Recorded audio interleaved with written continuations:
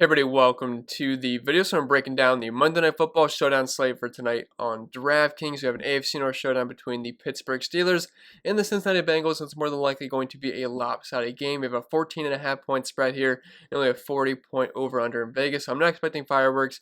This probably won't be the most exciting game in the world, but it's still football on Monday night, so I'm excited nonetheless. I'm sure you guys are as well. And if you find this video helpful in any way possible, please leave a like. And if you're new to the channel, hit that subscribe button. It really helps me out, and I really do appreciate it. And while you're at it, you might as well hit that notification bell as well, so you don't miss out whenever I post new content.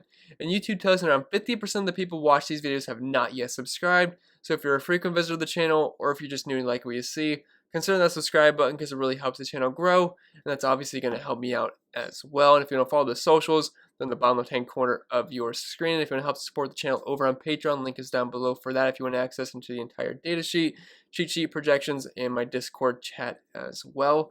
But I think that's it for the plug, so without further ado, let's dive into today's video. And as always, we'll start with the quarterback position. And up top, we have Big Ben just shy of $12,000. And yes, I know he's a bit pricey, but with the way this slate is, we're going to be very heavy on these Steelers. They have a team total close to 30 in this one, and the Bengals are below 13. I'm pretty sure that's the lowest I've seen all season long. They have a terrible matchup versus the Steelers defense. And Big Ben, he's obviously the top option on this slate. Now, I don't think you have to absolutely jam him in the captain spot, but at the very least, you should have consideration for Ben in your flex spot.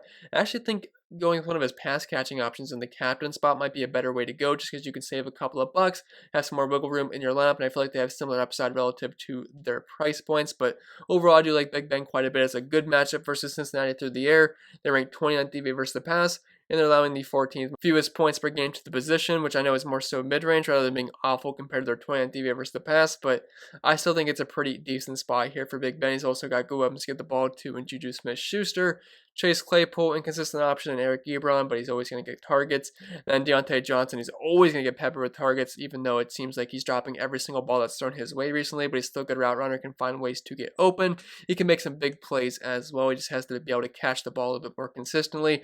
I know he lost a couple of drives last game to James Washington due to that issue, but overall, we should still expect about 10 plus targets from him. And this is a team that loves to throw the football. If we're looking at the recent pass attempts and the game logs for Big Ben, now last week he only threw the ball 37 times in that game, but before that he had 53, 51, 46, 46, 42, then down to 32, but then all the way back up to 49 in that Week 7 game versus Tennessee. And now, the only problem with that is they are 14.5 point favorites here, so I could see them running the ball quite a bit late in the game, but they've really struggled to run the ball, so they can kind of like pass through the air maybe with a lot of short routes, and they could still get over 40 pass attempts in this game, and he's averaging about 40 passing attempts per game this year. But overall, Big Ben, I don't think you have to get too in-depth here. It's a showdown slate. Obviously, you're going to have some interest in the obvious quarterback to play rather than Ryan Finley at $8,000. Now, on a showdown slate, I usually say, yeah, you're going to try to fit in both quarterbacks for cash games, but I can't see the Bengals really putting up too many points at all. And this matchup is about as bad as it gets here for Ryan Finley. The Steelers have one of the best defenses in football. They can get pressure on quarterbacks, and they're also first DVOA versus the pass, which means they're the toughest pass defense in the league in that ranking, and they're allowing the second fewest points against the position as well. So should be a tough time for Ryan Finley. Now, with them being 14.5 point dogs at home, it should be a pass-heavy game script, which I guess could lead to maybe some success for Ryan Finley. If he lucks his way into around 200, 250 yards and 2 touchdowns, he'll pay off his $8,000 price tag. But I don't think he's a must-play in cash games on this slate. I think he's fine in tournaments, but it's one of those rare slates where I don't think you have to play both quarterbacks, because I just really can't see the Bengals putting up too many points. If you look at their game log of like how many points they're scoring just as a whole offensively recently, and I'll link in a couple of games even with Joe Burrow quarterback dating back to Week 10 in their first game versus Pittsburgh, where they only scored 10 points. That was with Joe Burrow. The week after that versus Washington, 9 points. Then 17 versus the Giants, 7 versus Miami, then 7 last week versus the Dallas Cowboys, who are one of the worst defenses in football. So versus Steelers, I mean, I think we might get lucky if we see a touchdown out of the Bengals. But yeah, it will be a tough time for Ryan Finley. Not a must-play in cash games, but he is in play just because of how cheap he is. And he's a quarterback, and they can always luck their way into 2 or 3 touchdowns and around 200 passing yards. And with that being said, I think we can move on to the running back position. And what I've been doing in my recent showdown videos, instead of just going straight down the list here and talking about each player individually, I like to group these guys as a backfield, as I feel like it's a little bit easier to break down. So since Joe Mixon is the first guy that pops up, I know he's not playing in this game, but we'll start with the Cincinnati backfield, then we'll move on to the Pittsburgh Steelers. But this backfield, it consists of Giovanni Bernard, Samaje Perine, and Trayveon Williams. Now, normally Giovanni Bernard is the lead back. He's going to play the majority of the snaps, anywhere from around like 55 to 70% of the snaps. And then Samaje Perine, you could see anywhere from like 10 to 30% of the snaps. Now, last week, Bernard actually played the lowest amount of snaps out of all three of these running backs. And that's mainly due to him fumbling the ball early on, and then he kind of got put in the doghouse. So it's a little bit of an awkward situation there. But assuming he's going to be in his normal role, say around 60, maybe a little bit more percent of the snaps, he would be the preferred target here, and he's also a capable pass catcher as well. With the Bengals being 14.5-point dogs, I could see him maybe getting around 5 to 6 dump offs, and if he gets around 40 to 60 receiving yards, that should be enough to pay off his price point, and he could be a run back to like the 5 Steelers you have in your lineup, because for the most part, we're going to want a lot of Steelers in our lineups compared to Bengals. I think that's kind of obvious for reasons I stated early on. But I do like Giovanni Bernard just because he's a capable pass catching running back. Now the matchup versus Pittsburgh, once again, it's awful. They are tough versus running backs, they're tough versus quarterbacks. Mildly tough versus wide receivers, but overall still one of the best defenses in football. They're allowing the fewest points per game to the running back position. They're third DVA versus the run, and they're not really giving up that many yards through the air as well. So either way you slice it, bad matchups all around here for either of these running backs. But again, if I had to pick one, I would use Giovanni Bernard. But if you wanted to just avoid this backfield, I'd have no issues with that either. And also, Samaje Perine should get a handful of touches, and he's only $1,400. And if he happens to luck his way into the end zone, he can pay off that price point. But it's a really tough matchup, and I can't see them running the ball too much in this game, especially with them being 14.5-point dogs. But he might get a couple of targets and 5+ carries, and if that's the case, there's a chance he could pay off that price tag. Then Trayveon Williams, I would say he's the third option I would want to use. And if I had to rank these guys, obviously Giovanni Bernard first, assuming he's in his full-time starting role. Then Samaje Perine number 2. Then Trayveon Williams number 3. Then moving on to the Steelers backfield, that would consist of James Conner, Benny Snell, and Jaylen Samuels. Now, starting up top with James Conner, he is currently questionable for this game. He's been limited to practice all week, but I'm assuming he's going to play. But if he doesn't, obviously that's a big bump for Benny Snell and a guy like Jaylen Samuels, although I think it would more so affect Benny Snell rather than Jaylen Samuels, as they kind of play different roles in the offense. But there is paths to failure and success for both James Conner and Benny Snell. So obviously this would set up well for the run game. They are 14.5-point favorites here, which means they should be able to grind the clock out late in the game with one of these running backs. Although James Conner, with him being limited in practice all week, he's a guy that's pretty fragile, and he can definitely re-aggravate his injury quite easily. And if you're a little bit scared of rostering James Conner, I definitely think he's going to get work early on in the game, but if we're talking late in the third quarter and the fourth quarter, they're probably not going to want to just throw out James Conner out there when Benny Snell can just kind of eat up carries. Now, I'm not saying Benny Snell is the better projection play over James Conner, but if you want to get a little bit different in tournaments, I think there's a path to success for Benny Snell if he happens to find the end zone late in the game and they don't have Conner on the field just to preserve him a little bit for the playoffs. Then Jaylen Samuels, he's pretty much free here at $800. He actually played the most snaps out of any running back last week. He led the team at 47% of the snaps, not the team, but the backfield. James Conner saw 40%, then Benny Snell was less than 10% of these snaps. Now, you got to keep in mind, they were trailing versus the Bills, and then Jaylen Samuels is obviously the pass-catching running back, so that kind of suited him well. Assuming they are going to dominate in this game, Jaylen Samuels probably isn't going to be needed too much out of the backfield. He should still be involved in this game, and I think he should see like 2 to 4 targets. He's had back-to-back weeks with 4 targets, and he also had 4 carries on the ground last week. And if he can get us a handful of touches at $800, I think he could definitely be one of the better point per dollar options at the running back position. But I think that's pretty much it for the running backs, so I think we can move on to the wide receiver position. And similar to the running back position, we're going to group these guys up as a team. So since the Steelers own the first 3 spots here, we'll talk about their wide receiver core first.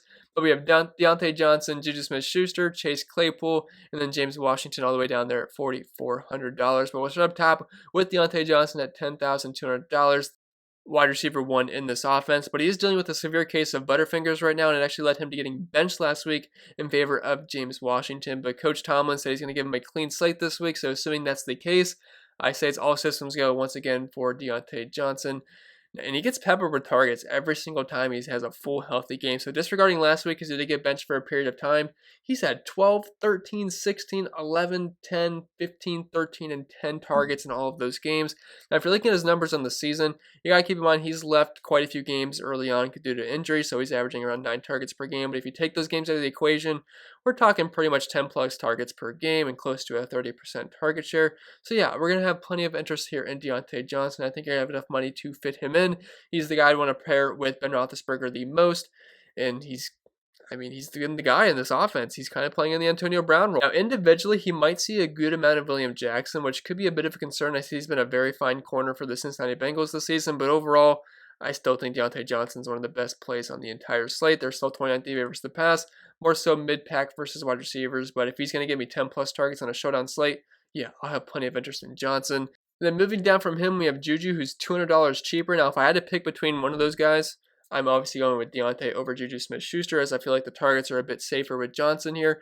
But Juju's not having that bad of a year, and he's actually had quite a few strong games. Now, he's had a couple of bad games, like he had 6.8, 2.6, 5.9, and 9.8, but overall, he's not doing that bad. His numbers on the season are just slightly below a 20% target share, only a 15% market share of the team's air yards, definitely more of a possession wide receiver, but still around 7.5 targets per game and over 6 catches. I don't think he's that bad of a play. If you can fit in all three of these guys, I would definitely say go for it, but my priority would be Diontae Johnson number 1, Chase Claypool number 2, and then Juju Smith-Schuster number 3 because of that massive price tag. But getting into Chase Claypool, I like the price point on him. He's much cheaper than Juju and Diontae Johnson.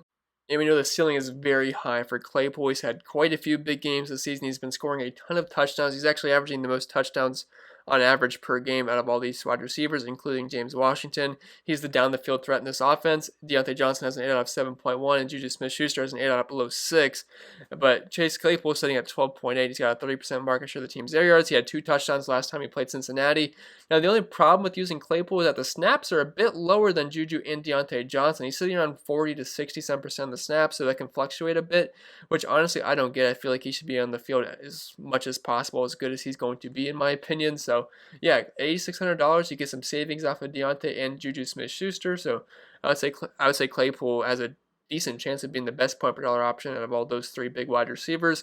Then James Washington at $4,400. He's not going to play too many snaps unless Diontae Johnson happens to just drop some footballs again. He's going to get benched, and we saw James Washington play on over 80% of the snaps last week, and if that would be the case again at $4,400, he would definitely be of value on this slate, and he's also a bit of a down-the-field threat as well. So now that we knocked down the wide receiver group for the Pittsburgh Steelers, we can move on to a less exciting group in the Cincinnati Bengals. Now, there's some decent wide receivers here in Tyler Boyd, T. Higgins, AJ Green's past his prime, but man, are these guys in a bad spot versus Pittsburgh? Plus, you're going to be dealing with some pretty poor quarterback play in Ryan Finley as well, more likely than not.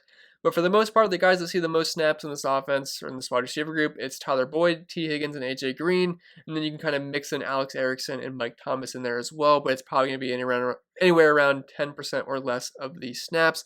Meanwhile, Boyd, Higgins, and AJ Green are more than likely going to see 80+% of these snaps. But starting up top with Boyd, he's $8,400. He's the guy you can probably count on the most, but you're paying nearly $8,500 for a wide receiver on the Bengals with a team total below 13. I really don't see a reason to want to go with Tyler Boyd here. Is he the safest option? Yeah, he plays on the slide. He's more of the possession guy. He's got the highest target share, highest weighted opportunity share. Well, actually tied with AJ Green. But I don't want to pay that much for a Bengals wide receiver. If I'm going to play a Bengals wide receiver, I'd rather go a little bit cheaper with a guy like AJ Green. He's been more of a down the field threat this season with a 30% market share of the team's air yards and a higher 8 out of 13.5. He also had a decent game last week relative to what he's been doing all season long, but yeah, I personally feel like Boyd's a bit overpriced, and if I had to pick one, I'd say AJ Green is the best point per dollar option.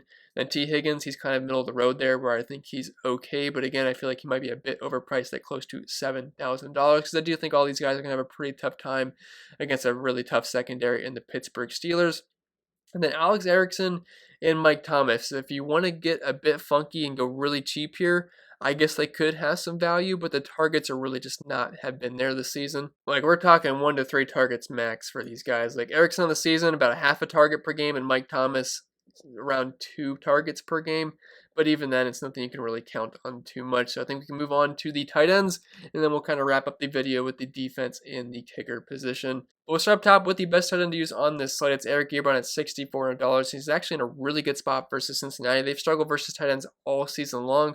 They're actually allowing the 4th most points per game to tight ends, and they're, like I said earlier, they're 29th DVA versus the pass, allowing over half a receiving touchdown and close to 70 receiving yards per game. And Eric Ebron's actually been quite involved in the offense. The past 4 games, he's had 5, 11, 11, and 7 targets.